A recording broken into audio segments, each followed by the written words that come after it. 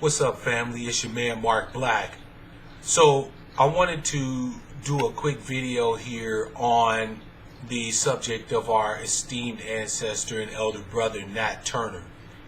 With the arrival, finally, of the birth of a nation, Nate Parker's movie, whether you are going to see it or not, I think it's appropriate for us to address once more some lessons to be learned from the rebellion led by our brother Nat Turner. I picked 5 quick things to discuss because I don't want to drag this video on. It's Friday, and I know that you guys all have a bunch of other shit you'd rather be doing than maybe listening to me. So I'm just going to drop 5 quick things that I think are lessons to be learned from the rebellion led by the brother. The first thing that I want to mention is that it's either going to be all of us, one way or the other. And what I mean by that is this: there's no rebellion that's going to succeed unless we all participate in some way, shape, or fashion. You can try to try to justify or come up with a reason why we all can't participate, why we all shouldn't be a part of this, people should be left out, we don't care about these motherfuckers, and so on and so forth. And that's fine. That's what you've been doing. That's what we've been doing. And that's why we still are where we are. So we are already participating in our own slaughter, so to speak, by not choosing to participate in rebellion, in resistance. We all either choose to rebel and choose to resist by any means necessary, the pale people, or we choose the other route where we live under their thumb. It's as simple as that. And I'll kind of touch on that a little bit more. The second thing that I wanted to mention was that the determining factor of whether or not a rebellion of ours will succeed has nothing to do with guns, tactics, or any other thing. It will be determined by the number of us who participate. You're going to notice a theme in this, is that until we come together as a collective and decide to rebel, nothing that any one or even 10 of us or 100 or 1,000 of us will do will make a bit of difference. They will simply slaughter those few that actually do stand up to do something and continue business as usual. If there's going to be any effort toward liberation, it has to be all of us fighting for liberation. And I'm not saying all of us have to be combatants like Nat Turner and his group. Now, all of us need to go and actually kill people. But everyone has to have a spirit of resistance, a spirit of rebellion. Otherwise, it's not going to work. With that in mind, the third lesson is that we still aren't ready for a full-on revolution, a full-on rebellion. We're not ready. The fact that we can't even organize together 20 black people to come together on any particular thing without there being infighting, politicking, bullshit, coonery, fuckery, we're not ready. And if a group of us were to rise up today, I can tell you right now that that particular group would be slaughtered, and 6 months from the date of their death, black people won't even be talking about the fact that they rose up. They won't be martyrs. They won't be heroes. They will have just lost their lives for nothing. That's not defeatist thinking. That's the truth. And it's a sad truth to say.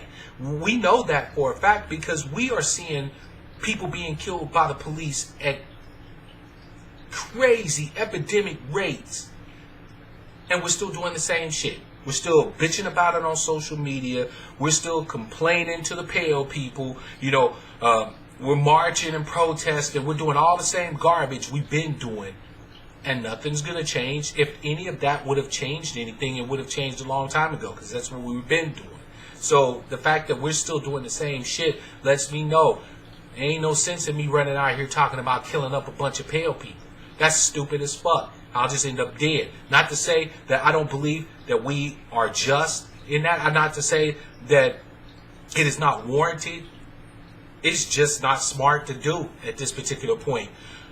But here's another lesson Lesson number 4.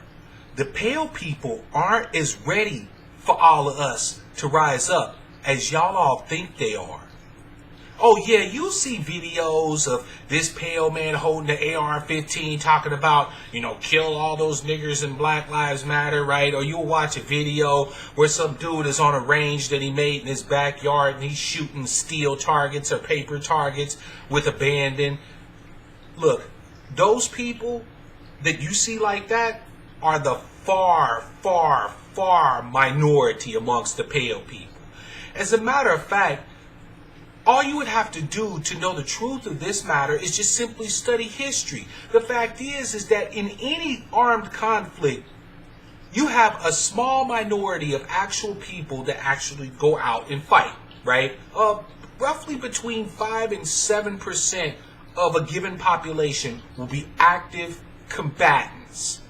The rest offer aid and support, hunker the fuck down and stay safe as much as possible, and wait to see the outcome. That's the truth. That's the truth of the matter. Not everybody has to be out there on the front lines fighting, but everybody does have to participate. And the fact is that the pale people aren't ready for us. I don't give a shit what you say. You can watch the prepper shows, you can watch, military shows. Look, the Afghanis with rusty old AK-47s beat the Russians. 9-year conflict, smashed their asses and ran them right out of Afghanistan. They held off and are still holding off the United States military, the so-called most powerful military on the planet Earth. They can be beaten. They bleed just like we do. They die just like we do. And they are not ready for us to rise up against them in defense of ourselves and in the struggle for our liberation. They're not ready for that. The 5th lesson, and it's a reiteration of the previous 4. Until we rise up to defend ourselves, we will continue to live under the thumb of the pale people.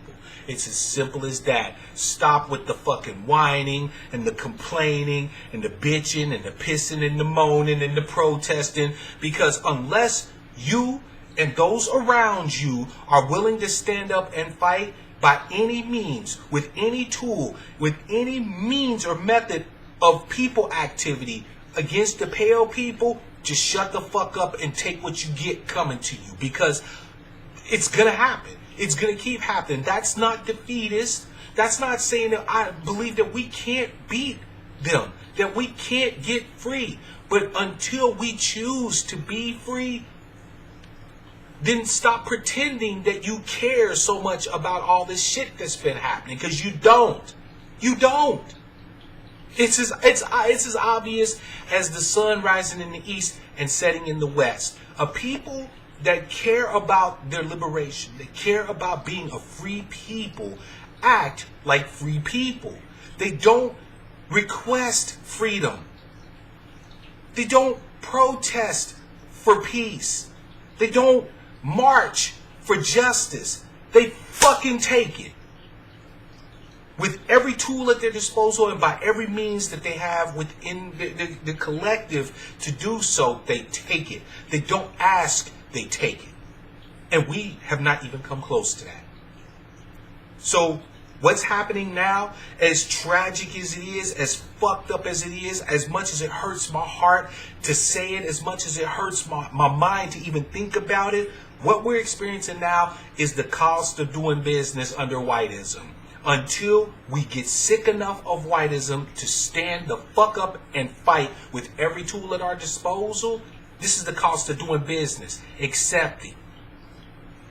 It's your man Mark Black. Long live the memory of our brother Nat Turner. Long live the memory of the fighters, the martyrs. And until the next video, love, peace, prosperity, and power, real power to our people.